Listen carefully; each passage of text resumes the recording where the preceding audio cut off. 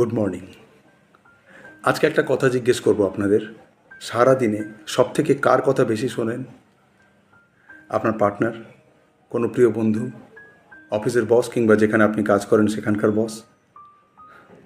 না, আমরা সারা দিনে সবথেকে যার কথা বেশি শুনি সে হলো আমরা নিজে।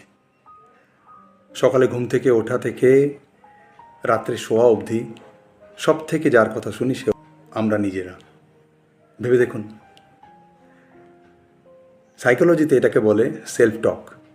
মানে আপনি প্রতিনিয়ত যে সিচুয়েশানে রয়েছেন, যে আপনি কি কথা বলবেন, কেমন বিহেভ করবেন, সব কিছুই কিন্তু ডিসাইডেড হয় আপনার সেলফ টকের ওপরে।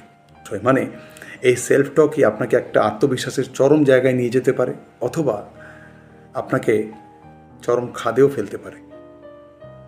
যেমন ধরুন, কোনো একটা জায়গাতে আমি গেলাম, সেখানে আমার দ্বারা কোনো একটা ভুল কাজ হয়ে গেল, তো আমি খুব বিব্রত বোধ করলাম। খুব স্বাভাবিক, অসুবিধা নেই তাতে।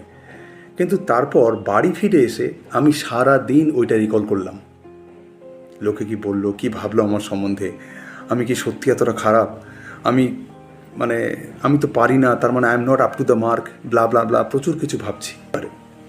এবং যদি আমি এইভাবে নিজেকে বারবার ওইটা রিকল করাই, মানে আমি নিজেকে দুষছি, আমি কষ্ট পাচ্ছি, আমি খুব ইনকনফিডেন্ট ফিল করছি, তা সত্ত্বেও কিন্তু আমি নিজেকে বারবার রিকল করাচ্ছি এবং নিজের সঙ্গে সেলফ টক করছি। এবার ধরুন, নেক্সট যেদিন আমি ওই জায়গাটাতে যাব, আমি যদি বারবার নিজেকে বুঝিয়ে এরকমভাবে তারপর যাই, তাহলে আমার মানসিকতা কেমন থাকবে?